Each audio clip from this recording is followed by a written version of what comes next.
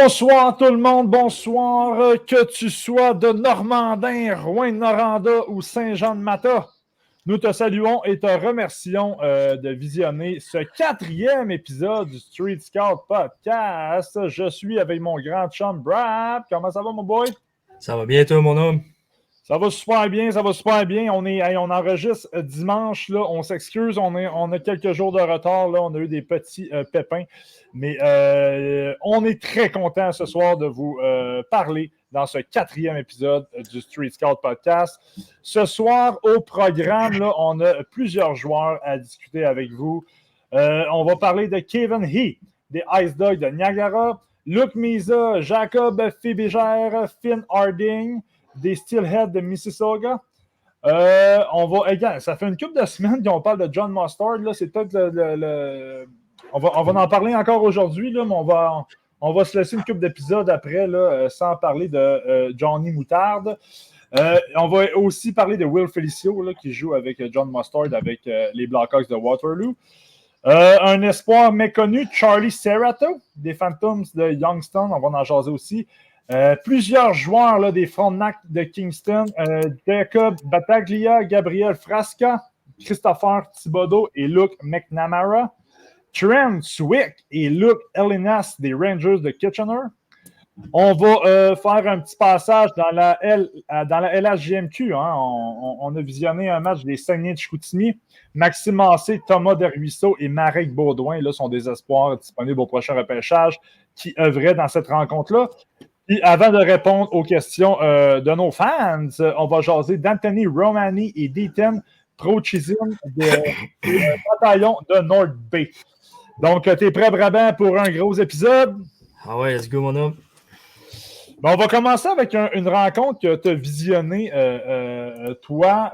C'était c'était pas un visionnement qui datait du 23 février, mais le match s'est déroulé le 23 février 2024. C'était une rencontre entre Mississauga et Niagara. Il y avait plusieurs joueurs à surveiller dans cette rencontre-là, mais j'ai envie que tu me parles en premier, puis je vais faire un petit portrait du joueur. Mais on avait un joueur qu'on n'avait pas parlé du tout depuis le début de nos podcasts, puis que c'est un joueur qui est très intéressant. Et j'ai nommé l'ailier gauche des Ice Dogs de Niagara, Kevin He. Kevin He, c'est un ailier gauche de 6 pieds, 183 livres, qui est classé là, jusqu'ici au 89e rang par la centrale de recrutement là, de la Ligue nationale parmi les joueurs nord-américains. Dans cette cuisante défaite de 7-2, comment tu as trouvé Kevin He, mon chum? Ben, je te dirais que ça a été une bonne surprise, malgré que son équipe sont vraiment pas très bons cette année. Je ne sais pas vraiment s'ils ont vendu du stock ou sont vraiment pas bons comme ça. Là. Mais je te dirais que dans l'ensemble, il était vraiment bon dans les 3 zones. Autant en powerplay qu'en piqué, il s'est démarqué beaucoup. Surtout en piqué, en fait, là, ils ont starté la rencontre avec beaucoup de pénalités, puis il a utilisé sa première unité en piqué, puis dans le fond, ils ont scoré en piqué. Il était bien placé devant le filet, puis c'est ça, il a scoré son but. Puis, mais ils ont écoulé beaucoup de secondes avant de marquer.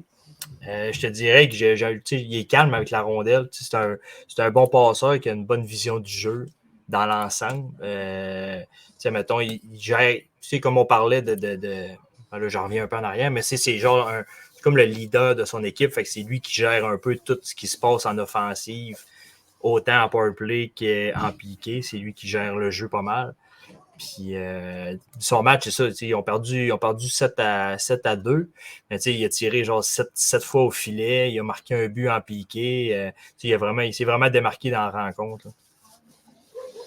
Puis je regarde rapidement là, les Ice Dogs de Niagara, man, sont sur une séquence de 8 défaites en ce moment. Là, puis c'est des défaites genre de 5-1, 6-0, 7-2, 8-1, 9-3. C'est vraiment une saison difficile à Niagara, mais malgré tout, Kevin He qui s'illustre dans cette équipe-là. Puis c'est ça, probablement que sa production offensive est affectée là, par le fait qu'il joue dans une formation. Non, excusez, je savais pas. Ouais. Sa production est peut-être affectée par le fait qu'il joue dans une formation un petit peu moyenne, mais a quand même récolté là, 51 points en 61 matchs jusqu'ici cette saison. Puis j'ai été grandement surpris de voir qu'il a marqué 30 buts depuis le début de la campagne. Ouais. Là, c'est quand même. Mais il tire beaucoup au filet. Ah, ben oui, tu l'as dit, 7 lancés au but dans ce match-là. Je le connais pas beaucoup. Moi, je l'ai juste joué une fois, là, mais tu m'allumes un peu, man. Je pense que je vais l'écouter là, dans les prochaines semaines. Donc, Kevin He, un bon match dans les circonstances, hein, malgré la défaite cuisante pour les Ice Dogs. Très cool. Du côté des Steelheads, il y a quelques joueurs disponibles au prochain repêchage. J'ai envie de t'entendre parler du défenseur Finn Harding. Finn Harding, c'est un overage. Hein? Il est né en 2005. Yes. Il aurait pu se faire repêcher l'an dernier. C'est un défenseur de 6 pieds 1, 183 livres. Jusqu'ici, cette saison, 32 points en 62 matchs. C'est quel style de défenseur, Finn Harding, vraiment? Je te dirais que c'est plus un défenseur défensif. On n'a pas parlé beaucoup des défenseurs défensifs dans la date dans le podcast qu'on a fait. Là. C'est souvent des défenseurs offensifs. Puis, tu sais, mettons, ce que j'ai beaucoup remarqué, c'est que, tu sais, mettons, côté défensivement, il fait tout bien, tout simple. Tu sais, il essaye pas des affaires fancy beaucoup. Tu sais, il sort la rondelle de la zone, puis il fait sa job de défenseur. Mais, tu sais, mettons, j'ai trouvé que, contrairement aux autres, que, tu sais, mettons, tu te dis qu'ils sont à l'aise offensivement, qui font des feintes à ligne bleue, puis qu'on parlait beaucoup de leur jeu offensif, ben lui, défensivement, il fait un peu le même principe. Il est tellement à l'aise défensivement que des fois, là, je disais qu'il faisait des jeux simples, mais quand il est fancy un peu, il fait ses jeux en défensif, des petites feintes en arrière du filet, des petites feintes de corde dans sa zone pour déjouer les pinches qu'il y a sur lui. Puis c'est ça, j'ai vraiment trouvé que son jeu défensif était vraiment bon. Mais tu sais, je te dirais que c'est pas mal sa tasse de thé. Il anticipait bien le jeu aussi. Il coupait des bonnes passes. Il coupait des bonnes passes, dans le fond, en zone défensive. Mais tu sais, c'est ça. Son jeu, il se restreint beaucoup à son style défensif. C'est sa mobilité, est-tu pas pire? Je te dirais que dans l'ensemble, oui. Ça, mettons, ben, tu sais, c'est ça. Oui, ta question, c'est oui. Mais c'est comme restreint dans le sens que il ne créera pas grand-chose offensivement, mais sa mobilité, genre, comme je te disais, ses petites feintes, il y en a eu de mobilité. Là. Peut-être à travailler un petit peu. Là, mais... Intéressant. Donc, Finn Harding, c'est ça, c'est un overage. Puis vu que c'est un overage, mais il est plus loin là, dans les classements. En date d'aujourd'hui, il est classé au 174e rang par la centrale de recrutement de la Ligue nationale parmi les patineurs nord-américains. Donc, Finn Harding, un défenseur des Steelheads de Mississauga. J'ai envie de t'entendre sur un autre défenseur de Mississauga, le défenseur tchèque Jakub Fibiger, un défenseur de 6 pieds 172 livres. Depuis le début de la campagne, en 55 rencontres, on parle d'une production de 7 buts, 29 passes pour 36 points. En ce moment, c'est un joueur qui est classé au 52e rang par la centrale de recrutement. Un défenseur qui est né en juillet, donc un des jeunes du repêchage. On s'en est parlé off-cam. Je pense que tu l'aimes pas tant que ça. Moi, je l'aime quand même assez beaucoup. Mais vas-y, parle-moi de son match de Jakub Fibiger dans cette victoire de 7-2. Ouais, je te dirais que c'est peut-être le match qu'il a joué qui a fait que je l'aime plus ou moins parce que moi, c'était mon deuxième visionnement. Mon premier visionnement sur eux autres, en fait, c'est vrai. Puis, tu sais, mettons, son jeu défensif, il y avait beaucoup de lacunes à sortir la rondelle de la zone. Il se faisait beaucoup intercepter. Puis, tu sais, ses alliés ne l'aidaient pas bien, il était quand même assez haut. Fait qu'il se faisait beaucoup intercepter. Puis, ça faisait c'est lui qui faisait les erreurs au final. Mais je te dirais qu'il lui faisait un duo avec Harding, hein, justement. Okay. Donc, Harding avec son style de jeu défensif, puis Fiberg avec Moi, je dis Fibiger, là. Fibiger, ça va y aller de même, ça va être bien correct. Mais mettons, c'est un beau complément, les deux ensemble, un défenseur plus offensif avec un défenseur plus défensif. Ça faisait un beau duo parce que, mettons, lui, dans la zone offensive, c'est pas mal lui qui gérait le duo de défenseurs. T'sais, il circulait bien la rondelle, il avait une bonne vision du jeu en zone offensive. Ouais. Mais sinon, dans l'ensemble, j'avais beaucoup remarqué ces lacunes défensives, d'interception de passe, des affaires comme ça. OK. Vas-y. Ouais, c'est ça. C'est un défenseur offensif. Mettons, il y avait une bonne, comme je disais, il y avait une bonne vision. Il faisait des bonnes passes en zone offensive, mais c'était pas mal les seuls points que j'ai remarqués. Mais il n'a pas vraiment sorti dans cette rencontre-là. Non, c'est ça. Non, c'est ça. Puis, tu sais, dans une rencontre que tu scores 7 buts, d'habitude, j'aurais tendance à penser que tu sors ton épingle du jeu un peu. Là. Ouais, dans cette rencontre-là, il n'a pas amassé de points. Effectué 2 lancers au but, a terminé la rencontre avec un différentiel de +2. Donc, voilà. T'avais-tu d'autres choses à rajouter sur non. le Okay. Non, c'était pas mal ça. Puis dans cette rencontre-là, ben, on garde le meilleur pour la fin. Il y a Luke Misa, le frère de Michael Misa, qui va se repêcher l'année prochaine. Je ne sais pas si on vous en a parlé là, depuis le début de nos podcasts, Luke Misa, mais c'est un petit joueur de centre de 5 pieds 10, 165 livres, qui est classé en ce moment au 45e rang par la centrale de recrutement de la Ligue nationale. C'est une machine à amasser des points là, depuis le début de la campagne en 62 matchs, 24 buts, 55 passes, 79 points. Dans cette victoire de 7-2 des Steelheads, mais Luke Misa, je pense que ça a été, tu me diras, ça a été meilleur joueur du match, là, mais il a amassé 3 mentions d'aide, effectué 3 lancers au but et terminé la rencontre avec un différentiel de +3. Ben, comme tu dis, c'est clairement lui qui a eu la meilleure production offensive du match. C'est le joueur le plus intelligent de la rencontre aussi, en fait. Là, tu le vois qu'il y a une coche au-dessus des autres. C'est facile à voir, en fait. Là. Mettons, tous les petits jeux, il est tout le temps une seconde d'avance ou il est tout le temps... il prend tout le temps les défenseurs hors position. Puis là, mettons, il est rendu en arrière des défenseurs. Il s'est fait oublier là. Il est parti, je pense, 3 fois en échappé. Je pense qu'il n'a pas marqué. Il est parti 3 fois en échappé parce que les défenseurs ils l'ont laissé seul en arrière d'eux autres. C'est ça, c'est vraiment un gars avec une excellente vision du jeu, un excellent passeur. Ah oui. Mettons, un Barney, comme je t'en avais parlé, là, l'intelligence de genre, il reçoit une passe puis il est comme de dos au jeu. Il fait juste la tiper sa bande, puis il sait qu'il y a comme quelqu'un qui va le pincher, fait qu'il fait comme un petit spin avec la puck qui s'en va à gauche, mais lui s'en va à droite. Puis l'ailier là de toute une pancarte. C'est Misa, il est parti. Mais tu vois à quel point que c'est des joueurs qui sont au-dessus de la moyenne côté talent. Là. Puis autant il anticipait en piqué, il anticipait très bien le jeu, il était patient. Non, c'est vraiment un excellent joueur. Hein. Mais il joue petit. Ça a été un point négatif, c'est qu'il n'est pas très gros sur la patinoire. Mais mettons, il a vraiment une bonne puissance. Mettons, son accélération est vraiment bonne. Mais j'ai bien aimé son match dans l'ensemble. Non, puis moi, Luke Misa, je l'ai aussi visionné plusieurs fois, je dirais. Puis c'est dans les rencontres de hockey junior, Luke Misa sort vraiment beaucoup. Là. Moi, j'ai de la misère à transposer son jeu dans la Ligue nationale, là, mais effectivement, là, toutes les qualités que tu verbalises, là, je les partage. Mais son gabarit, là, moi, ça me fait bien peur, mais c'est un excellent joueur. T'avais-tu d'autres choses à rajouter sur cette victoire écrasante des Steelheads 7-2 contre les Ice Dogs? Non, ça a pas mal été tout résumé. Parfait. Moi, de mon côté, on était dans le mode là, de la USHL là, dans les derniers jours.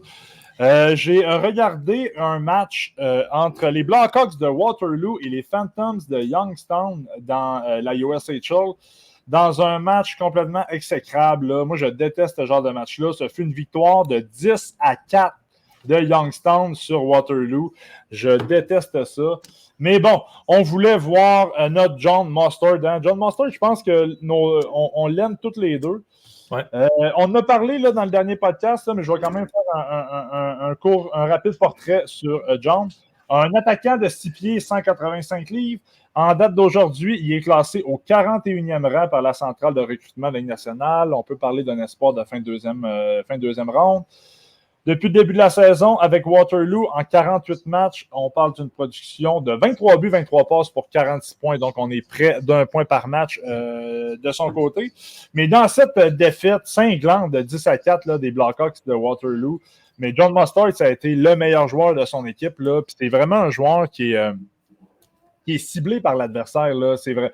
On cherchait vraiment à déranger John Mustard. Là. C'est vraiment le dynamo offensif de cette équipe-là. Puis dans cette rencontre-là, mais malgré la défaite, John a marqué un but, a effectué 5 lancers au filet. Moi, ce que j'aime de lui, c'est qu'il est très, très, très intense. Puis dans toutes ses présences, il va se donner à 100%. Puis on avait un match On avait un match baromètre, je trouve, pour calculer l'intensité du joueur, malgré le fait qu'il perdait par 3, par 4, par 5 buts. Mais John Mustard, il était toujours très intense sur la patinoire, toujours le premier dans les coins de patinoire pour lutter pour gagner la rondelle, pour gagner la possession de la rondelle. J'ai vraiment aimé son jeu. C'est un joueur qui garde sa game simple. Là. Il ne fait pas beaucoup de blabla et de flafla. Il garde sa game simple. Je transpose relativement bien son style là, dans la Ligue nationale. Puis je trouvais que c'était un joueur que, c'est ça, il ne se complique pas la vie, man. Aussitôt qu'une ligne de tir, il shot. Puis il a un bon lancer. Là. Son lancer, c'est parmi ses grandes forces. Puis c'est ça, il termine la rencontre avec 5 lancers au but. Ça, ne se complique pas la vie offensivement, prend de bons lancers. Puis souvent, c'est lancé, mais il y a des retours. Puis ça l'occasion des occasions de marquer pour son équipe. Je l'ai bien aimé, mais entendons-nous, là, ils ont quand même perdu 10 à 4. Là, il n'a pas été parfait non plus. Mais j'ai vraiment aimé son intensité là, en général. Il y a un de ses coéquipiers, Will Felicio. Will Felicio, c'est un défenseur également qu'on parle beaucoup là, depuis le début de nos podcasts. Tu en as parlé la semaine dernière. Là, Will Felicio, on parle d'un petit défenseur de 5 pieds 10, 161 livres. En ce moment, il est classé 196e par la centrale de recrutement là, de la Ligue nationale. A commencé l'année avec Madison dans la USHL. S'est fait échanger à Waterloo dans les derniers mois. Il y a 10 points en 19 matchs avec Waterloo depuis son arrivée avec eux. Bon, dans cette rencontre-là, dans cette puissante défaite de 10 à 4, mais il y a plusieurs occasions de marquer de Youngstown qui ont été causées par les lacunes de Will Felicio dans ce match-là. J'aime encore Will. Là. Je ne dis pas parce qu'on l'a quand même vu jouer souvent. Hein, on se rappelle, on l'a vu jouer au Lincoln Chrétien en début de saison. Je l'aime encore, mais si je prends seulement ce match-là, c'est que ça a été tough. Ça a vraiment été difficile. J'ai deux exemples là, qui me viennent en tête. Là. En première période, il y a juste la rondelle en arrière du filet. Il n'y a aucune pression. Mais il patine de reculons, puis son patin, il frappe la bande, il trébuche, tout ça dans l'arrêt du but. Il trébuche bêtement, perd la rondelle, c'est récupéré par les Phantoms, occasion de marquer. Puis en troisième période, quand la rencontre était terminée, pratiquement terminée parce que les Phantoms menaient par, de mémoire, là, c'était par 4 buts, là. Vraiment joué de mollesse là, à la ligne bleue offensive, a perdu la rondelle, s'est fait checker de manière très facile, perdu la rondelle, donné une échappée à l'adversaire, puis ils ont marqué sur cette séquence-là. J'ai aussi noté qu'il n'y a pas un très bon lancer. Là. En tout cas, dans cette rencontre-là, il n'a vraiment pas fait. Sauf que je trouvais que son lancer de la ligne bleue, mais il trouvait très souvent la ligne de tir. Ses lancers touchent souvent le filet, mais ils sont tellement faibles que le gardien maîtrise la rondelle, ne donne pas de retour, donc ça ne sert pas à grand-chose. Lancer vraiment difficile. Puis c'est ça, en fait, là, ça a vraiment été un match tough pour lui. Je vois quand même par moments son aisance sur la patinoire, je vois quand même par moments sa vision du jeu, sa qualité de passe, mais des petits défenseurs comme ça là, doivent montrer plus de constance là, dans un match pour espérer là, passer au prochain niveau. Là. C'est ça. Moi, je me rappelle, j'avais fait mon top 100 là, Street Scout sur Elite Prospect, là, peut-être là, un mois et demi. Puis Will Felicio faisait partie de mon top 100. C'était vraiment audacieux parce que selon la centrale de recrutement de la Ligue nationale, c'est un joueur qui ne se fera pas repêcher probablement au prochain repêchage. Moi, je l'avais dans ma 3e ronde. Mais là, peut-être que ma bulle est en train de péter là, concernant Will Felicio. Mais je me rappelle encore qu'en début de saison, son Lincoln Chrétien avait été excellent, puis ça me reste dans la tête. Mais on va probablement regarder à nouveau les Blackhawks de Waterloo là, dans les prochaines séries éliminatoires de la USHL. À ce moment-là, je m'attends à de grosses performances du petit défenseur de 5 pieds 10 pouces. Puis ça, c'était pour les 2 joueurs des Blackhawks de Waterloo. Du côté des Phantoms de Youngstown, il y a un espoir un peu méconnu là, en vue du prochain repêchage qui se nomme Charlie Serrato. Charlie Serrato, c'est un attaquant, évidemment, de 6 pieds, 190 livres. C'est un joueur qui aurait pu se faire repêcher l'année dernière là, dans la Ligue nationale.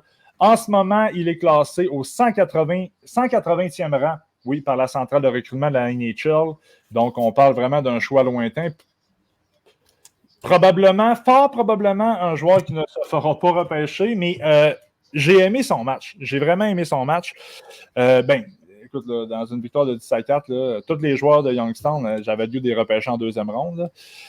Dans cette rencontre-là, Charlie Serrato a effectué 5 lancers au but, a marqué un but, a amassé une mention d'aide, a terminé la rencontre avec un différentiel de +2.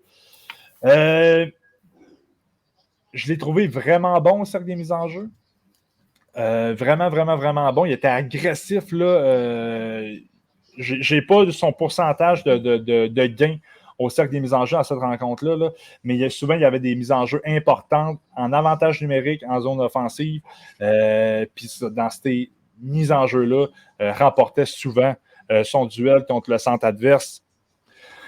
Je l'ai trouvé pas très rapide, par exemple. Là, c'est probablement pour ça là, que c'est un joueur qui ne s'est pas fait repêcher l'année prochaine. C'est probablement pour ça que ce joueur-là est classé lointain là, au prochain repêchage. Pas très rapide. Fait que quand tu n'es pas très rapide, là, il faut que ton anticipation, il faut que ta vision du jeu soit 2-3 coches là, supplémentaires pour compenser ton manque de vitesse. Dans cette rencontre-là, Serrato l'a prouvé. Écoute, là, c'était le deuxième match que je voyais de ce joueur-là. Je ne le connais pas encore beaucoup. Mon évaluation finale n'est pas complétée du tout sur ce joueur-là. Mais je l'ai trouvé très intelligent, un très bon IQ. Puis sa qualité de passe dans cette rencontre-là, toujours, je l'ai trouvé très, très bonne. Là, à un moment donné, il est arrivé en arrière du but. Il voulait... c'est ça, il est arrivé en arrière du but adverse. A fait une passe là, par en arrière, en avant du but. Ça a surpris tous les défenseurs. Puis il y a eu une occasion de marquer très, très franche là, grâce à Serrato sur cette séquence-là. Donc, voilà, là, c'est un joueur que je ne connais pas beaucoup.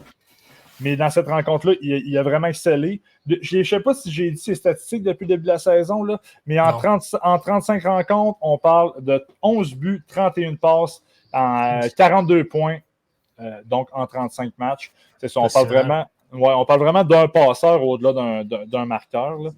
Mais voilà pour Charlie Serrato des Phantoms de Youngstown. Une victoire cinglante de son équipe, 10-4. Contre notre John Mustard favori. Donc, voilà pour cette rencontre de la USHL. On va revenir à toi, Brabant, après ta rencontre de Mississauga contre Niagara. Tu as visionné un match entre les Rangers de Kitchener et de Kingston. C'est dans la Ligue de l'Ontario. Oui, merci Simon. Ce fut une victoire en prolongation des Rangers 3-2. Il y avait plusieurs joueurs dans ce match-là, plusieurs espoirs un petit peu obscurs. J'ai vraiment hâte de t'entendre. J'ai envie de t'envoyer sur Luke McNamara en premier de Kingston. Je vais aller faire un petit portrait de ce joueur-là rapidement. On parle d'un centre qui est né le 2 mars 2005, donc aurait pu se faire repêcher l'année dernière. Carlis, je suis gêné de parler de lui en voyant son classement. Un centre de 6 pieds 2, 181 livres. En ce moment, il est classé 216e sur la liste de la centrale de recrutement de la Ligue nationale parmi les patineurs nord-américains. Il a commencé l'année avec le Spirit de Saginaw, qui va être l'équipe haute de la prochaine Coupe Memorial. S'est fait échanger au Frontenac de Kingston par la suite. Avec les Frontenac, en 44 matchs, on parle d'une production offensive de 29 points. Dans cette défaite-là, McNamara, pas fait de lancer au but, pas de but, pas de passe. Parle-moi-en donc de Luke McNamara. Moi, je ne le connais pas du tout. Ouais, c'est un peu pourquoi il est classé 216. Non, je te dirais que dans l'ensemble, pour de vrai, il était quand même surprenamment. À chaque fois qu'il était sur la patinoire, on entendait son nom. Mettons, il était tout le temps genre un joueur intense. Il est tout le temps dans les coins de patinoire à aller chercher la rondelle. Il est tout le temps dans les batailles à 1 contre 1 le long de la bande. Il était quand même assez présent, mais c'est vraiment restreint comme talent. C'est vraiment c'est un gars intense. Mettons, il faisait des beaux replis, il a su tirer des rondelles en repli défensif. Il donnait des bonnes mises en échec aussi, mais sinon, ça se restreint beaucoup à ça. Là. Il est vraiment pas. C'est comme tu dis, la projection vers la NHL est vraiment très minime, là, je te dirais, dans l'ensemble.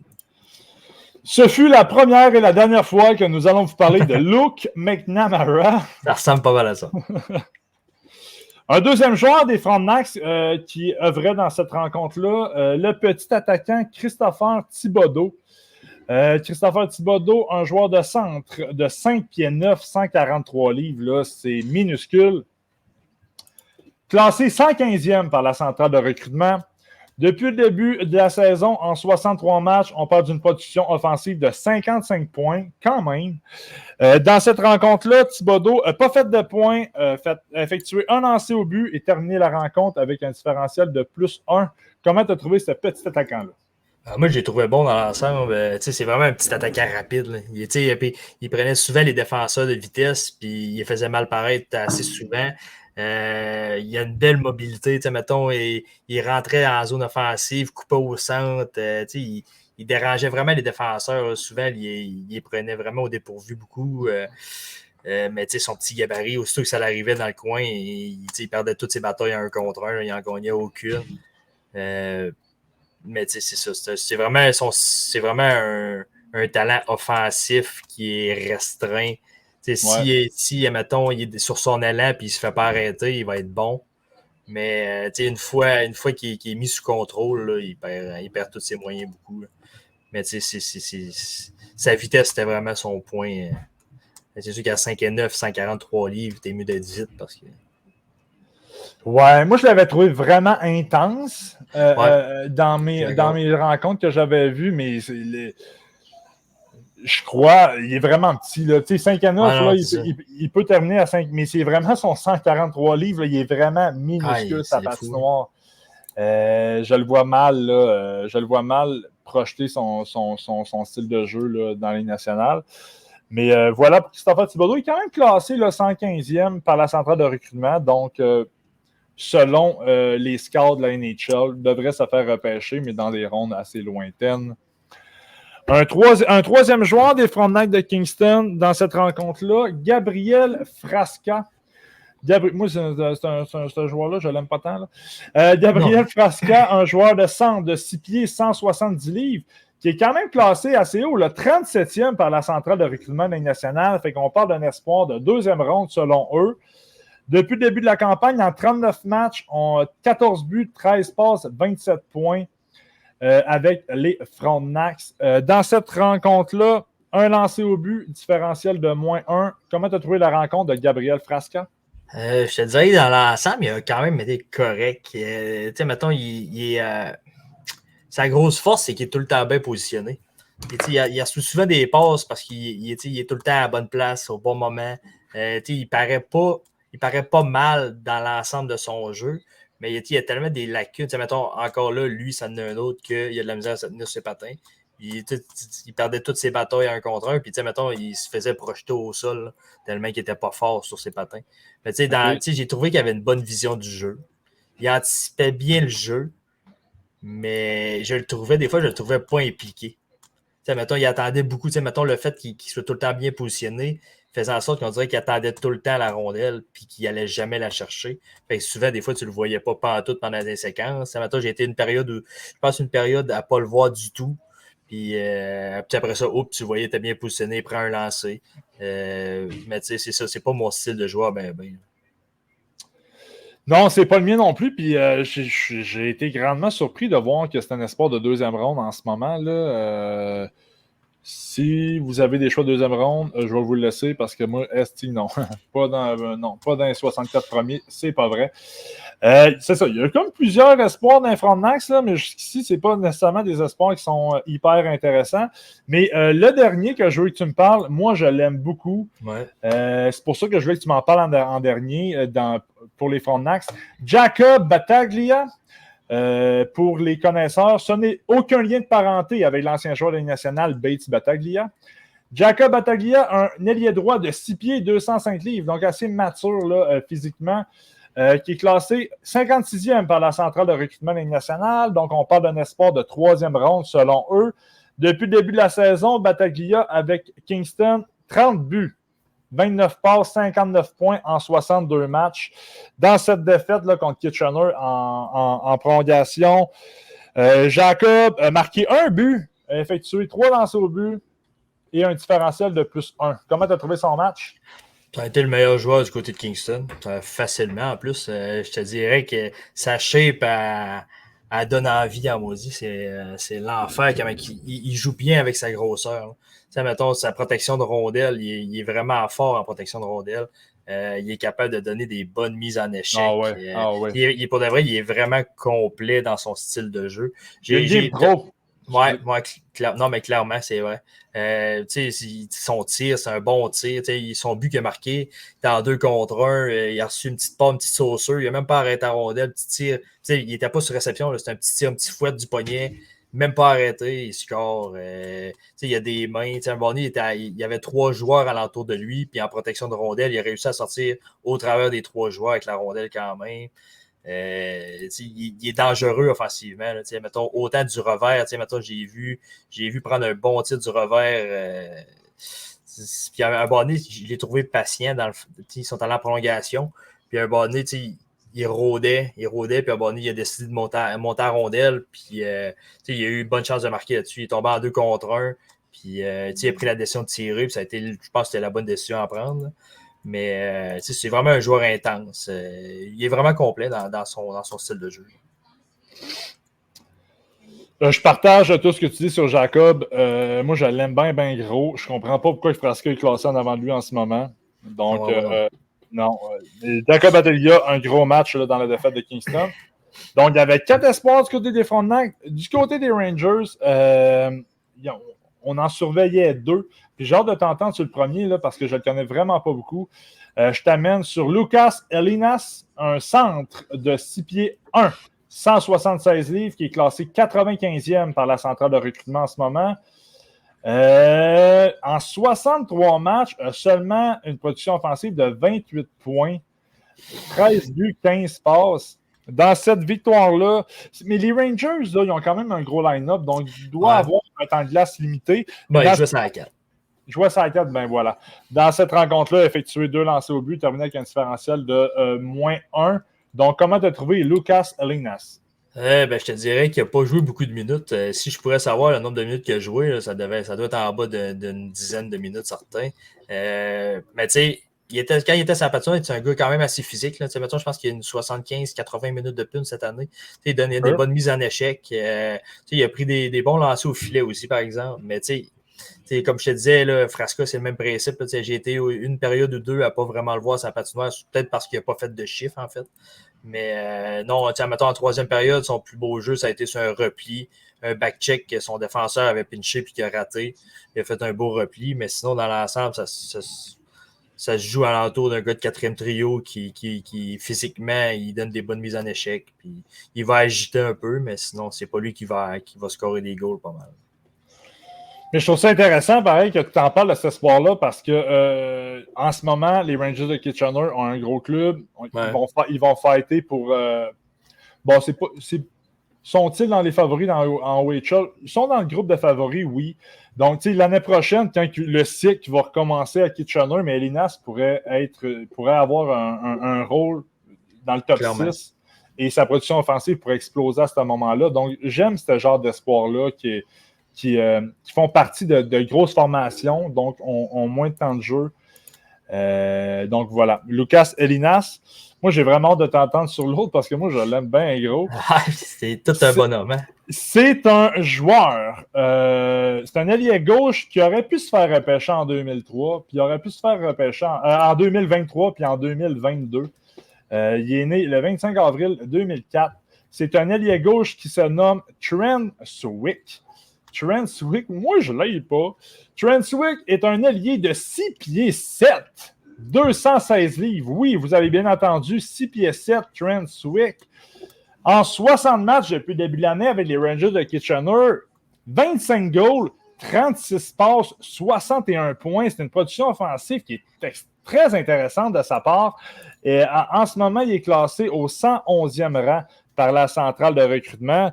Dans cette rencontre-là, il a amassé une passe, effectué un lancer au but. Voilà. Comment tu as trouvé ce géant-là? Dans l'ensemble, il a joué un bon match. Mais son talent est restreint beaucoup, mais il est tellement efficace par sa longue portée qu'il dérange tellement les adversaires. Il joue en piqué, là. Puis juste avec sa longue portée, les défenseurs n'étaient pas capables de rien faire. Mettons de l'autre équipe, là, il n'était pas capable de rien faire. Il servait beaucoup de son bâton, il bloquait souvent des passes. Il dérangeait beaucoup les défenseurs adverses. Mettons, son plus gros défaut, c'est qu'il est vraiment lent. Mais en powerplay, c'est le gars qui se met à l'avant du filet et qui ne bouge pas de là. Puis il est assez dur à tasser, je te dirais que il sent que ses deux patins dans la glace, puis c'est terminé. Mais non, il y a une bonne vision du jeu. Mettons, c'est un bon passeur. Là, il distribuait bien la rondelle. Mais c'est ça, c'est pas le plus vite. Là. Est-ce qu'il y avait... évoluait-il sur un gros trio? Je vois sa production offensive. Tout de c'est parce qu'il il joue sur le premier powerplay. Fait qu'il joue avec Eric Rekoff puis Philippe Méjean sur le premier PP. Fait que, souvent, j'imagine que ses points, c'est là qu'il les faisait. En tout cas, la passe qu'il a faite, il l'a faite sur le PP. Okay. Mais je pense qu'il joue sur le deuxième trio en général. OK. Trent Swick! Mais il y avait un bon tir. Mettons, c'était quand même assez lourd. Là, 6 pieds 7, c'est un tir lourd. Calisse, 6 pieds 7, hein, c'est... Ouais, j'ai hâte de voir. C'est un 2000... J'ai vraiment hâte de voir ce qui va sortir. J'ai hâte de voir...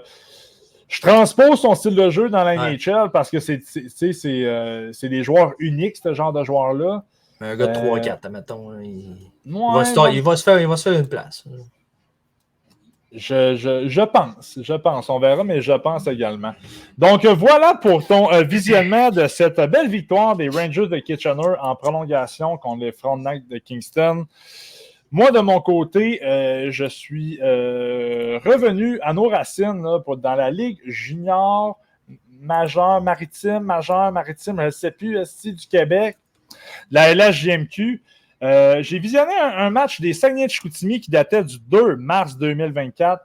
Puis, tu sais, là, moi, d'ici la fin de la saison, quand je vais vouloir regarder un espoir, je sélectionne une grosse formation contre qui il joue.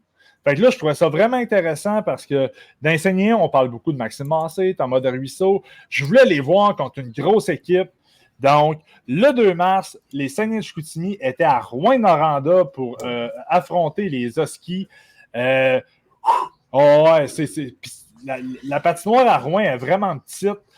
Je voulais voir comment Maxime Massé allait se débrouiller contre une grosse formation de la GMQ. Ce fut une victoire de 3-1 des Huskies. Et comme de fait, là, Maxime Massé a été un peu transparent dans cette rencontre-là. Mais avant de vous en parler de son match, je vais mettre son nom en bas. Puis Maxime Massé, c'est un ailier droit de 6 pieds 1, 181 livres.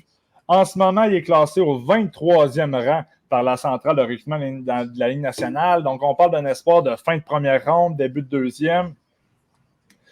En 62 matchs jusqu'ici, 31 buts, 35 passes, 66 points.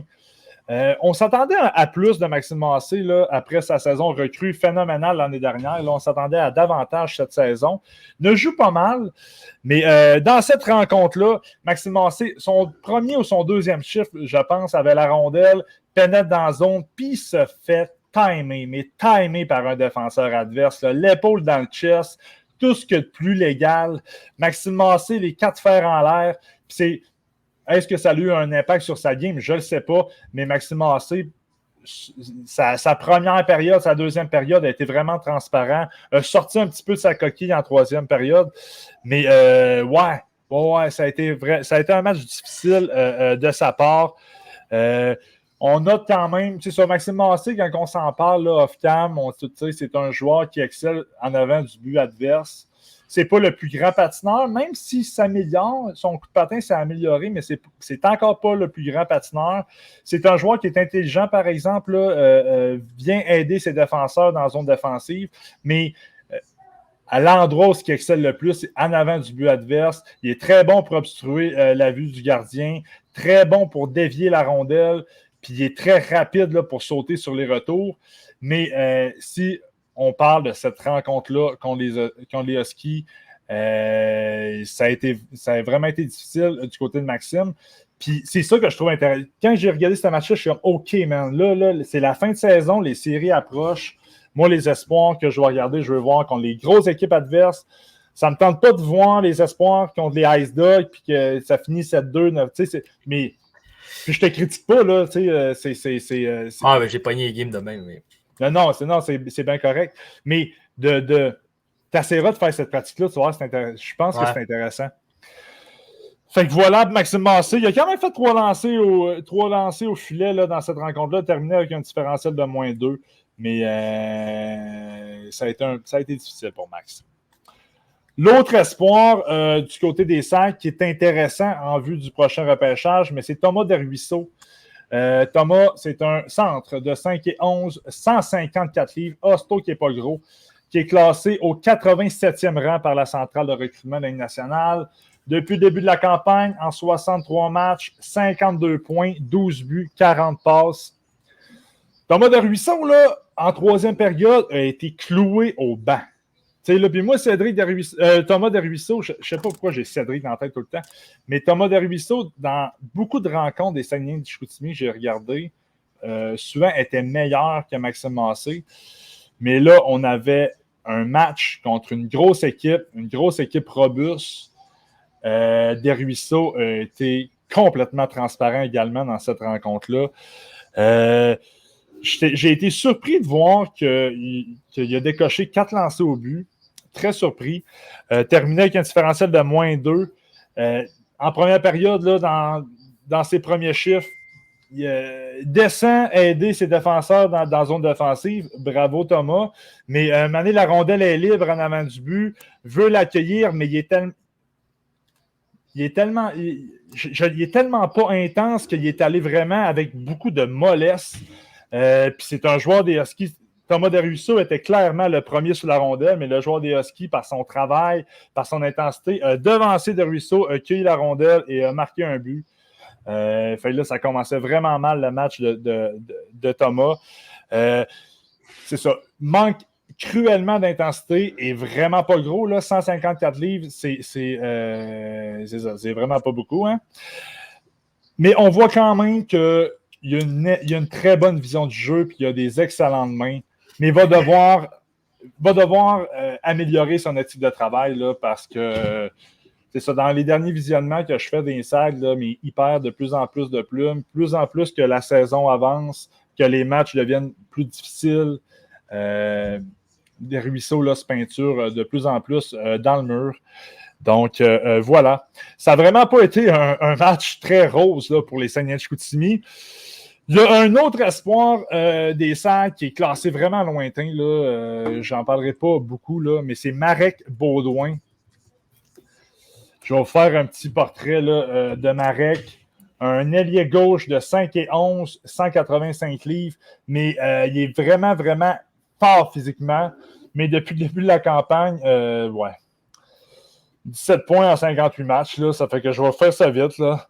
Mais je l'ai trouvé, étonnamment, un rôle sur le 4e trio, pas beaucoup de temps de jeu, mais c'est un joueur qui est intense, c'est un joueur qui donne des coups d'épaule, c'est un joueur qui s'en va en avant du but adverse, c'est un joueur qui dérange l'adversaire dans son peu de temps de jeu qu'il a.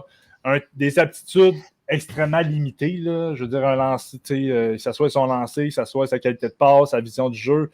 c'est très, très déficient, je dirais. Là. Je ne veux pas être trop méchant envers Marek, là. Mais j'ai vraiment aimé son intensité dans un match important contre les Huskies où les mises en échec étaient au rendez-vous, les escarmouches après les coups de sifflet, il y en avait après chaque arrêt de jeu. Marek Baudouin était souvent là, au cœur de tout ça. Je trouvais qu'il avait son rôle dans ce match-là.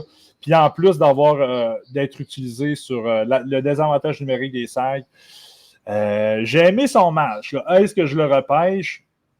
Je pense pas, là. Mais je voulais quand même vous parler de Marek Baudouin. On a parlé de Thomas Darussa avant. Vous voyez Marek Baudouin. Donc voilà, les Saguenay de Chicoutimi, une défaite de 3-1 contre les puissants Huskies de Rouyn-Noranda. Tu sais, dans Rouyn-Noranda, là, il y avait Samuel Savoie qui est intense comme 1000. Antonin Véro, là, qui n'est même pas repêché dans la Ligue nationale. Et le meilleur joueur de sa patinoire, là, c'est vraiment une grosse équipe. William Rousseau dans le filet. Vraiment une grosse équipe. Là. C'est intéressant de voir les Sags contre cette formation-là. Donc voilà pour mon visionnement des Sags. On avait un dernier match à vous parler avant de répondre aux questions du public. On a encore eu des questions. On est super content de ça. Hein. Continuez. C'est vraiment, personnellement, c'est vraiment de répondre à vos questions. C'est ce qui me plaît le plus dans le podcast.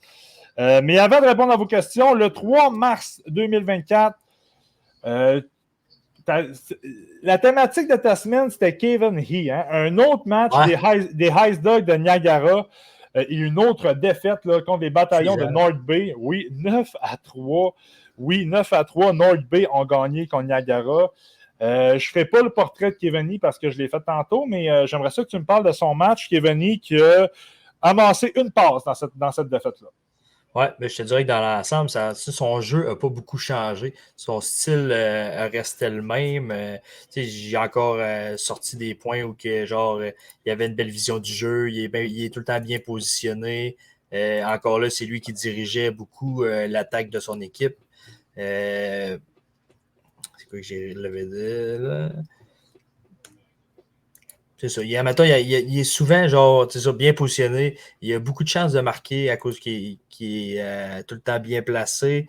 Abonné, sa passe qu'il a faite, c'était vraiment une passe parfaite.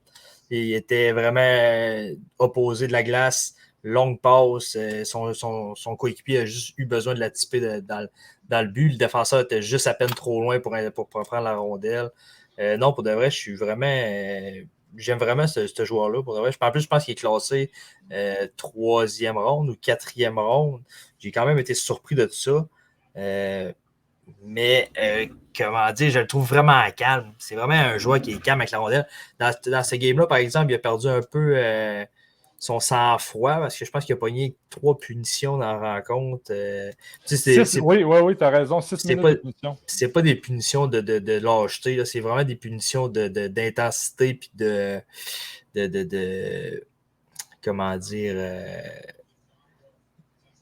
comme s'il était fâché de la situation, mettons. Là, de frustration. Mais dans son jeu, dans l'ensemble, il est tout le temps un bon joueur. À date des 2 rencontres que j'ai jouées, c'était pas des mauvais matchs, même dans la défaite.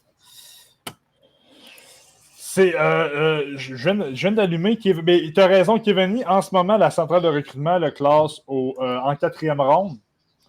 J'ai vraiment hâte de voir. Probablement que Niagara ne font pas les séries là, où on va se faire éliminer très tôt. Donc, Kevin pourrait être un joueur qu'on va voir avec le Canada au prochain championnat mondial U18 là, qui commence en avril.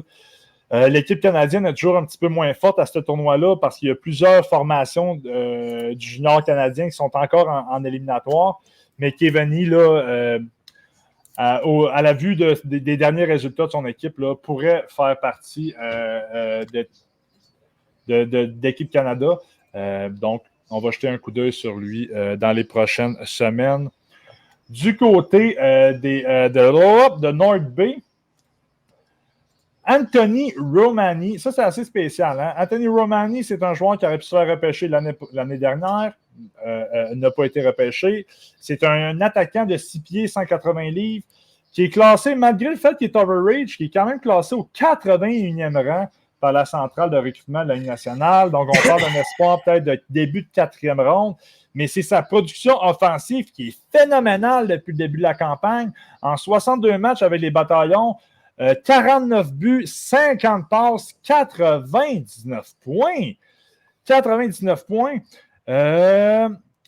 Il est classé au 2e rang des pointeurs du circuit là, dans la Ligue dans la Ligue junior de l'Ontario.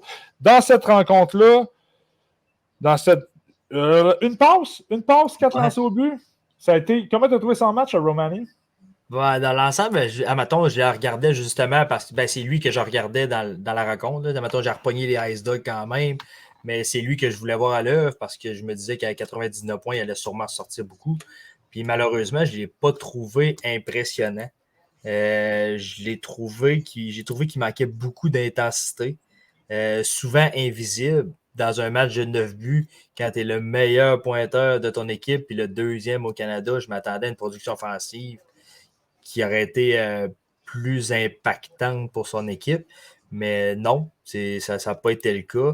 Mais tu le vois que, mettons, il y a la graine de marqueur. Mettons, c'est ça. L'année passée, sa production était vraiment, je t'allais voir justement, sa production était vraiment moindre. Je me demandais si c'était vraiment un marqueur de but. Puis cette année, il s'est vraiment développé comme un marqueur de but. Puis on dirait que c'est ça, là, il a la graine. Puis mettons, quand tu es sur ta lancée, ça l'arrête jamais, en fait. Là. Mais là, j'ai sûrement pogné un mauvais match, j'imagine. Là. Mais tu voyais qu'il était intelligent. Mettons, il prenait des bons tirs au filet. Mettons, des tirs avec couverture du défenseur. C'est un bon passeur. Il était vraiment intelligent avec la rondelle, mais souvent, je trouvais qu'il manquait d'intensité. Puis qu'il était comme plus invisible un petit peu. Fait que j'ai été un peu déçu de son jeu dans l'ensemble. C'est un peu mes visionnements que j'ai faits sur Romani, c'est un peu la même chose. Là. C'est un joueur que très, très peu impliqué dans le jeu. C'est un joueur que tu ne vois pas dans le match, mais qui va terminer avec un but de passe, qui va terminer avec 2 passes, qui va. Moi, c'est pas un style de joueur que j'aime beaucoup. Mais il devrait là, se faire repêcher. Là. Moi, en ce moment, il parle d'un espoir de 3e ronde, peut-être, là, pour Romani, parce qu'il est overage. Parce que si on prend juste sa position offensive, là, c'est assez exceptionnel. Il y a un autre joueur à North Bay, Ethan Prochizin, qui est un ailier droit de 6 pieds 2, 180 livres, qui est classé 59e par la centrale de recrutement, donc un espoir de début de 2e ronde. Depuis le début de la campagne, à North Bay, en 57 rencontres, 34 points, 14 buts, 20 passes. Mais dans cette rencontre-là, Brabant, il s'est vraiment illustré. Hein? On parle d'une production de 1 but, 2 passes. Comment tu as trouvé le match d'Ethan? J'ai trouvé excellent, en fait. J'ai été surpris de voir ses statistiques de saison quand je suis allé voir ses statistiques après la rencontre. Parce que je l'avais trouvé excellent pour de vrai. Il est tout le temps. Mettons, c'est un gros bonhomme. Là. Mettons, il se sert beaucoup de son corps pour la protection de rondelles. Puis c'est un joueur intense qui va dans le coin, il va chercher des rondelles, il apporte les rondelles au filet. Mais mettons, le but qu'il a marqué, c'était un beau one-timer en 2 contre 1. Ça n'avait aucune chance pour le gardien d'arrêter ça. Son coup de patin, il est plus difficile un petit peu, mais il a une bonne puissance. Mettons, il a des bonnes jambes. Il accélère vraiment, vraiment rapidement. Mais je l'ai trouvé bon dans les 3 zones. Ses replis défensifs étaient très bons. En piqué, il se sert beaucoup de son bâton pour bloquer des rondelles puis intercepter des passes. Non, ça a vraiment été un bon match pour lui dans l'ensemble. Non, je partais. Puis c'est un joueur qu'on avait vu aussi au match des meilleurs espoirs. Moi, c'est un joueur que j'aime beaucoup. C'est un joueur qui coche plusieurs cases.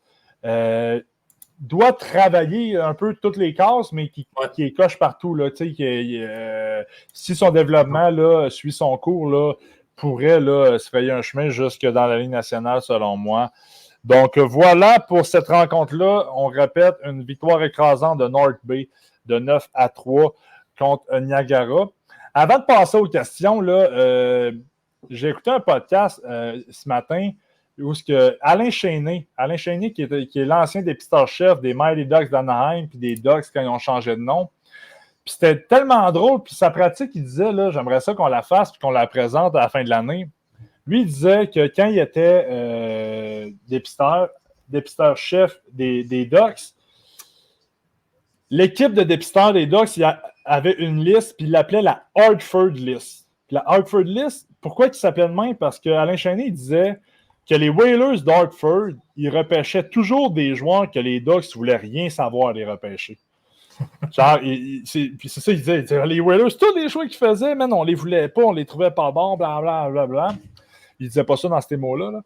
Mais la liste, la Hartford List, qui disait, là, c'est qu'ils mettaient les joueurs dans une liste, puis c'était les joueurs que peu importe dans la ronde où ce que tu vas être, tu ne touches pas à ces joueurs-là.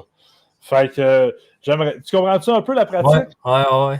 C'est intéressant quand même, par exemple. Mais, d'ici la fin de l'année, j'aimerais ça qu'on se fasse chacun une Hartford List, puis qu'on la présente. Là. Il y aura le nombre de joueurs qu'il y aura dessus. Vraiment des joueurs que. Peu importe, man, que tu arrives en 4e, 5e, 6e, 7e round, non, no fucking way, man, tu ne touches pas à ce joueur-là. Ouais. Moi, Dickinson va être le premier sur ma liste, en fait. Qu'on liste, arrête. Là. Mais ouais, c'est ça, j'ai pensé à ça. J'ai écouté le podcast, j'étais comme, ouais, man, c'est fucking intéressant. Ouais, c'est intéressant. J'aimerais vraiment ça qu'on le fasse. Donc voilà un autre beau projet Street Scout là, dans les prochaines semaines. Avant que tu continues aussi, vas-y. Je sais pas si on. Mais tiens, mettons, là, tantôt on n'a pas parlé, mais dans mon match de Mississauga, on avait un gardien, puis c'était le gardien qui était le gardien partant. Mais on a décidé de ne pas en parler parce qu'éventuellement, on va avoir un scouting de gardien qui va arriver avec notre acolyte. Yes. Je ne sais pas si on avait parlé dans le dernier podcast, là, mais on s'est rendu compte, Brabin et moi, qu'on connaissait fuck all un gardien. Là. À part vous dire qu'il y avait des belles pattes et que le casque était lettre, on n'avait pas beaucoup de contenu à mentionner sur les gardiens. Puis on a un ami à nous là, qui s'appelle Jean-René, qui a été un gardien toute sa vie. Il y a même une période dans sa vie quand il était Pee-wee. Il avait été nommé le meilleur gardien au Québec. Bref, là, c'est vraiment un gardien dans l'âme. Il connaît son contenu en tabarouette. Puis dans les prochaines semaines, il va venir nous faire des portraits des gardiens là, intéressants et admissibles là, au prochain repêchage. C'est qu'on est bien content d'avoir fait son acquisition. Ça nous a coûté juste des considérations futures. Fait que on est bien content. On passe aux questions du public, mon chum? Allez, let's go. La première question nous provient de Joe Lagaré et notre chum Joe Lagaré qui nous demande une question très embêtante. Hein? Il nous demande, dans le fond, de comparer le repêchage 2024 à ceux de 2023, 2022, 2021. En fait, est-ce que le draft de 2024 est meilleur, moins bon que... si, mettons, prenons les éditions 2023, 2022, est-ce que le repêchage de 2024, où il se situe par rapport aux trois derniers rencontres de la Ligue nationale? Tu veux-tu te lancer? Ouais, je ne sais pas de quelle façon je vais me lancer parce que je trouve ça dur de répondre à cette question-là. Dans l'ensemble, c'est des joueurs qui n'ont rien montré contre des joueurs qui ont déjà montré des affaires. Fait que c'est dur. Ce que je pourrais dire, c'est que dans l'ensemble, c'est un repêchage où il y a beaucoup de défenseurs qui sont split excellents, contrairement aux autres repêchages où il n'y a pas beaucoup de défenseurs en première ronde. Ça, c'est quelque chose de différent des anciens repêchages. Je pourrais dire que le programme américain a développé un autre style de joueur avec des joueurs beaucoup plus complets qui sont bons dans les trois zones, contrairement aux années que je pense qui sont mettons, meilleurs offensivement, mais avec plus de lacunes défensivement. Mais j'ai de la misère à dire si c'est meilleur ou si c'est moins bon. Non, je partage ton avis, tu sais, puis... Écoute, à toutes les années, on arrive au repêchage, puis le monde nous dit que c'est un bon repêchage. Tout le temps. Je pense que la seule chose, ce qu'on peut dire, hors de tout doute, au début d'un repêchage, c'est s'il y a un joueur générationnel ou non. Tu sais, là, des Connor Bedard, des McDavid, des Austin Matthews, ça, on est capable de le verbaliser, on est capable de le réfléchir avant les repêchages. Sauf que pour la qualité du draft, je peux pas te dire que le 25e cette année, il va être meilleur que le 25e l'année passée. C'est trop difficile. On peut en jaser dans 3, 4, 5 ans, mais tu as quand même bien décrit le Lancan 2024. Est-ce que Macklin Celebrini est un joueur générationnel? Ça, c'est une question qu'on peut se poser. Moi, je ne crois pas, mais il y a des gens qui le pensent, puis c'est bien, bien, bien correct. Là. C'est quand même un joueur qui est extraordinaire, là. Mais un repêchage de défenseurs, j'aime ce que tu as verbalisé sur le programme américain. Mais c'est ça. Est-il meilleur? Ben, avec un corner Bedard, automatiquement, je pense qu'on peut dire que le 2023 est meilleur parce que peut-être que c'est le meilleur joueur, mettons, du repêchage 2023-2024, mais provient du repêchage 2023. Si on le compare à 2022, à Juraj Slafkovský, écoute, là, au début du repêchage 2022, tout le monde disait que c'était un bon draft aussi, tu sais. Mais c'est côté, puis j'aime pas ça dire ça, mais côté statistique, quand Juraj Slafkovský s'est fait repêcher premier, sortait, c'est sûr qu'il sortait, il avait fait de bons matchs internationaux avec la Slovaquie, mais il sortait d'une saison de 10 points en Liga de mémoire, là. Je vais aller vérifier pour ne pas induire personne en erreur, là. À son année de repêchage, là, notre Slav national avait fait 10 points en 31 matchs en Liga. Si on prend, mettons, un gars comme Konsta Elenius qui gravite 3e, 4e place, là, je ne sais pas, il est rendu sur ta liste, là, mais c'est un joueur qui performe, qui stat pas mal plus que Slafkovský et n'est pas, il ne sera pas le premier joueur repêché. Bon, est-ce que ça veut dire grand-chose? Je pense pas nécessairement. Slafkovský, c'est un grand joueur, c'est un gros joueur. Ces gros joueurs-là, c'est tout le temps plus long à se développer. On le voit cette année là, qui commence à sortir de sa coquille. Voilà. J'essaie de... Ben, c'est correct. T'sais, mettons, les Russes, on a encore des points d'interrogation. Ouais. Des petits questionnements qu'on peut pas répondre parce qu'on les voit pas beaucoup. Ils s'en viennent pas avant, mettons, Michkov s'en vient pas encore avant 2026. Demidov, ça va sûrement être le même principe. C'est supposé être des joueurs, des excellents joueurs qui ont beaucoup descendu dans le repêchage, justement à cause des points d'interrogation puis de leurs attitudes. Fait que c'est dur à. Non, 100%. 100%, mais Chris, on en a parlé quelques minutes. On se disait tantôt off-cam, mais tabarnak, c'est quoi qu'on va dire sur cette question-là, tabarnak? Mais on n'a pas répondu à la question en tant que telle, mais c'est pas mal le mieux qu'on peut faire, je pense. Non, c'est ça, mais je pense que c'est une question qui est justement extrêmement difficile à répondre. Puis, mais voilà. Merci, Joe, pour ta question. Puis la prochaine fois, pose-nous-en donc des plus simples que ça, Carlis. La deuxième question nous provient d'Étienne Bourget. Puis Étienne Bourget, la semaine passée, nous avait questionné sur le plafond d'Aaron Kiviariou. Dans le podcast, la semaine passée, on a dit notre opinion.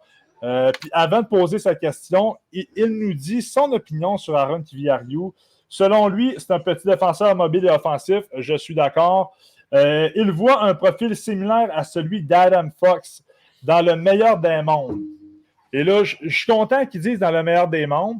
Je respecte son opinion, sauf que, écoute, là, Adam Fox, c'est un défenseur qui a gagné le trophée Norris.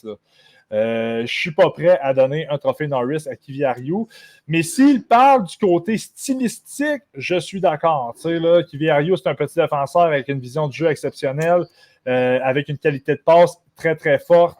Mais le 10 mars 2024, je suis prêt à vous dire que Aaron Kiviariou ne sera pas aussi bon qu'Adam Fox au prochain niveau.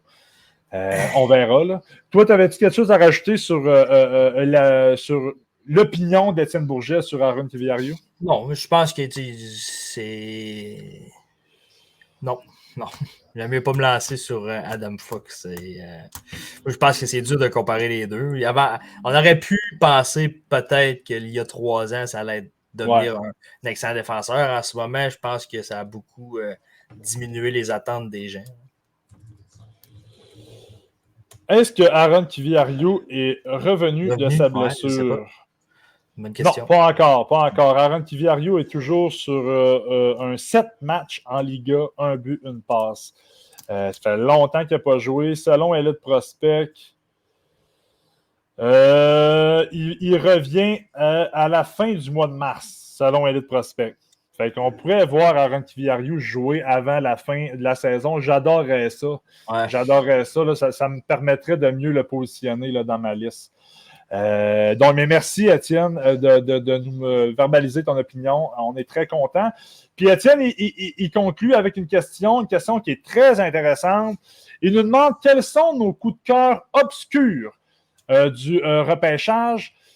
Puis, c'est ça. Puis, par coup de cœur obscur, mais j'aimerais ça qu'on dise nos coups de cœur qu'on n'a pas mis dans notre première ronde, dans notre top 32, là, il y a un mois. Fait que tu veux-tu y aller avec tes coups de cœur obscurs du repêchage 2024, mon chum? Ouais, c'est quand même assez difficile parce que, tu sais, mettons, on a rentré des obscurs dans notre top 32. Fait que c'était quand même assez difficile de répondre à la question. Mais je vais y aller avec un autre du programme américain qui est Max Planck, qui est un excellent passeur, une vision du jeu, je dirais pas phénoménale, mais assez au-dessus de la moyenne. Mais ce qui est restreint, c'est qu'il mesure 5 et 8 puis qu'il pèse, je pense, 160 livres. Mais tu sais, ses talents de passeur sont vraiment au-dessus de la moyenne. Mais tu sais, puis en plus, je pense qu'il gravite aux alentours de la 4-5e ronde. Je trouverais ça quand même assez loin pour ce joueur-là en tant que tel. Sinon, on y va-tu avec d'autres noms encore? Vite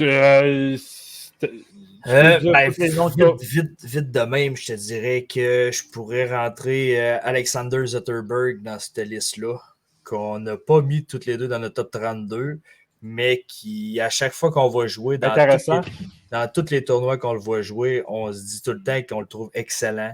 On l'a mis dans notre 5 nations. Il a été sur l'équipe d'étoiles, de nos équipes d'étoiles, en fait. Et il paraît tout le temps bien. Beaucoup de skills.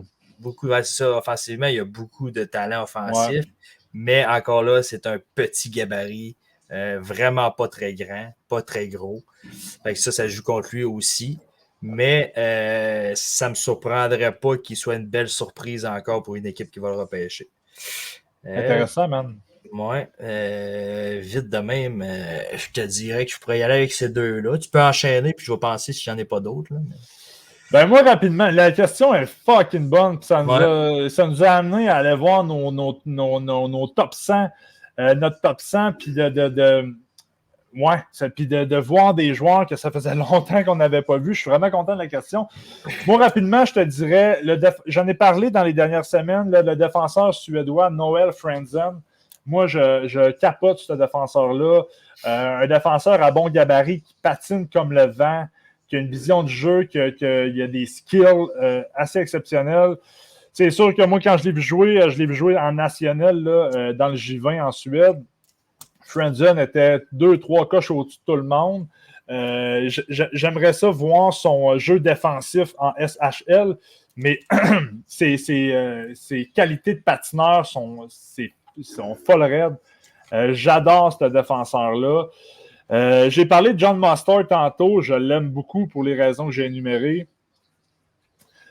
J'aimais et j'aime encore, ça fait un petit bout que je ne l'ai pas regardé, par exemple, mais j'aimais beaucoup, en début de saison, Eric Matejko des Sea Dogs de Saint-John, qui est un gros attaquant de 6 pieds 4, 200 livres. Là. Moi, il est au 60e rang sur mon top 100. Je l'aime beaucoup. Puis j'aimerais... je voulais en nommer plein aussi, mais c'est cool. Ouais, mais je voulais en acheter un dernier, mais je vais en acheter deux derniers. Moi, Thomas Mirzik, des Tigers de Medicine Hat, je l'aime beaucoup. Puis il passe vraiment sur le radar là, de Gavin McKenna, Andrew Basha, Kaden Lidstrom. Mais Thomas Mirzik, là, c'est un joueur qui joue avec une intensité phénoménale à toutes ses présences également. Puis qui a des bonnes aptitudes offensives aussi. Ce n'est pas seulement un travaillant. Il a un bon lancer. Il va se mettre le nez dans le trafic. Je l'aime bien, bien gros.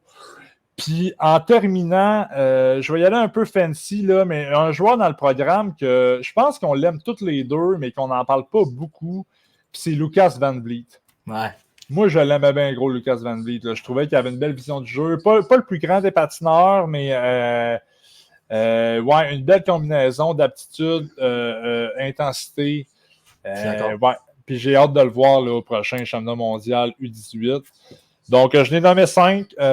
C'est mes petits choix obscurs, là, mes petits coups de cœur obscurs en vue du prochain repêchage. Toi, t'en as-tu d'autres?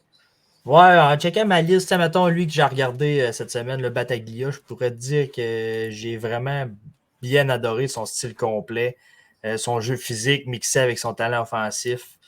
J'ai bien apprécié. Puis, tu sais, mettons, c'est ça, il gravite entre je pense, fin de deuxième, début de troisième. Ça serait pas mal un joueur. Puis, je te dirais que l'autre, ça serait la prochaine question qu'on va parler. C'est un joueur que j'aime bien aussi, qui a vraiment des talents de marqueur, qui pourrait soit monter, soit descendre. En fait, il est tellement versatile dans son classement. Ben, allons-y avec cette question. T'avais-tu d'autres joueurs que tu l'as ajouté? Non, je vais aller comme ça. Ouais. Merci, Étienne, pour l'excellente question. Nous apprécions grandement. Et tu m'as fait une passe pour la dernière question. Nous provient de Tommy Gagnon, Big Tom, la question va comme suit. Un gars comme Justin Poirier du Tracteur de Bécomo devrait-il intéresser le Canadien avec son choix tardif de deuxième ronde ou son choix hâtif de troisième ronde? Puis après ça, Tommy nous demande si son physique diminutif est trop problématique. Tu voulais en parler, Justin Poirier? Vas-y, puis je vais compléter. Ben, ça pourrait être un autre qui est un joueur obscur qui pourrait être vraiment, vraiment intéressant par ses qualités de marqueur. Je pense qu'il est à quoi? Il est à 47 buts en 60 matchs ou soit 63 matchs. C'est vraiment un marqueur. Puis je me rappelle, j'ai pas vu ses stats de l'année passée, mais je pense qu'il y avait autant, ben pas autant scoré de buts, mais c'est vraiment sa force d'être un marqueur naturel. Ouais. Mais tu sais, comme on dit, c'est obscur. Ça se peut que oui, ça se peut que non. Mais deuxième, troisième rond, on dirait que j'ai de la misère à le mettre là. Troisième peut-être, deuxième, je trouve ça rapide un petit peu. Mais tu sais, c'est tout le temps des... C'est comment qu'il a dit ça? C'est dans le sens que, tu sais, mettons, il n'a pas été invité au match des espoirs. Des espoirs. Boilard a été invité. Ouais. Fait que, tu sais, c'est sûr que ça doit avoir un impact sur sa grandeur, une réticence envers les équipes.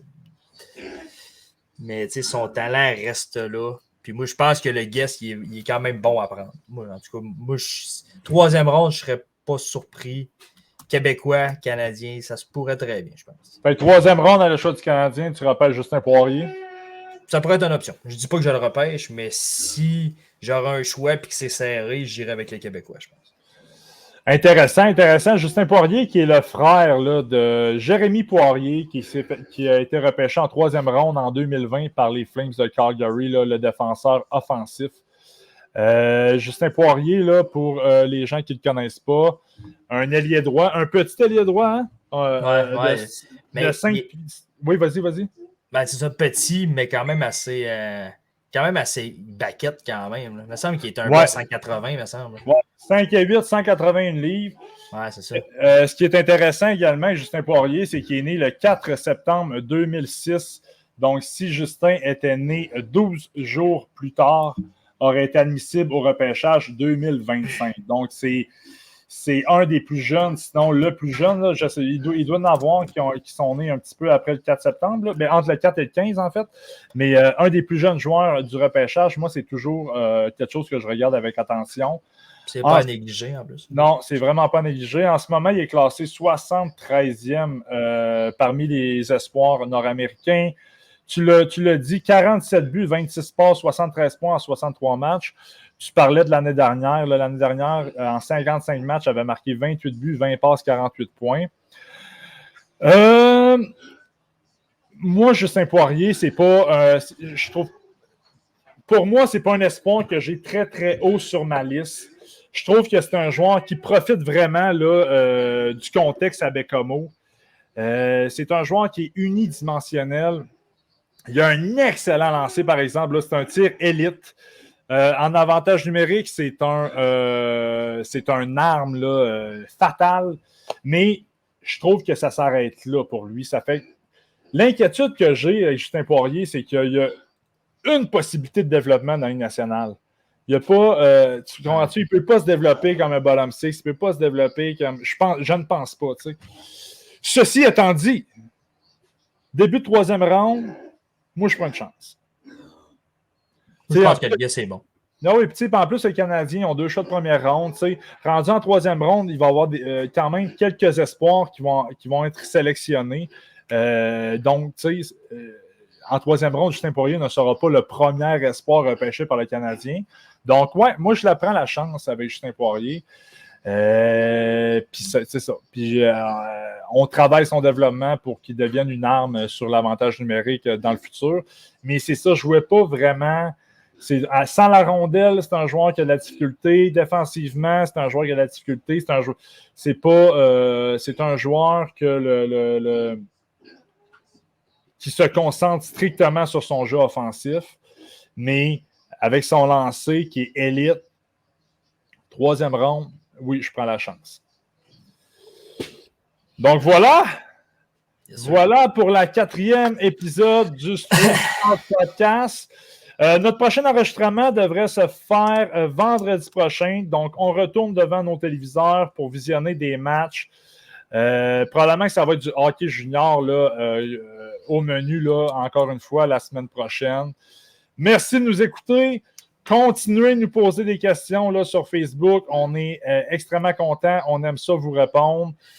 Puis je regardais là, rapidement, là, dans 1 mois environ, il va y avoir le championnat mondial U18. On va faire une émission, un épisode spécial sur le championnat mondial. On va vous dresser un portrait de chaque formation. On a bien hâte de vous présenter ça. On a plein de beaux projets là, pour Street Score dans les prochaines semaines. Merci d'être là. Merci d'être au rendez-vous. Puis pour finir, tu veux-tu ajouter quelque chose, mon chum? On n'avait pas aussi, admettons, on a eu un petit problème avec notre page, fait que dans le fond, tout va être envoyé vers YouTube. Là. On s'est fait chicaner par Facebook, là, ses droits d'auteur de notre vidéo d'entrée. C'est pour ça qu'on n'a pas de vidéo à cette heure. S'il y a quelqu'un qui joue de la musique, qui veut nous faire un petit vidéo d'entrée, on apprécierait bien gros. Mais ouais, c'est pour ça. Là, on va mettre nos podcasts sur YouTube, sur Spotify. On va mettre le lien dans le... pas dans les commentaires, là, mais dans le message en haut. Donc, voilà. Donc, allez nous voir sur YouTube et sur Spotify. On se voit la semaine prochaine. Yes, sir. Ciao.